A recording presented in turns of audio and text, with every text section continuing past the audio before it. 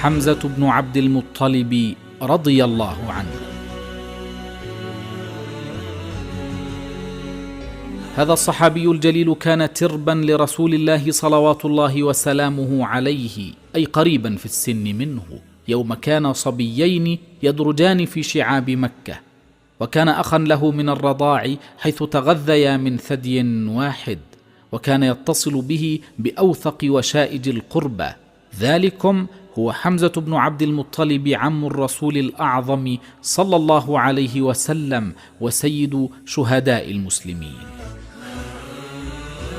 كان حمزة بن عبد المطلب يوم نبئ الرسول الكريم عليه أفضل الصلاة وأزكى التسليم قد جاوز 40 قليلا، وكان يومئذ سيدا من سادات قريش المعدودين، وصنديدا من صناديدهم المرموقين.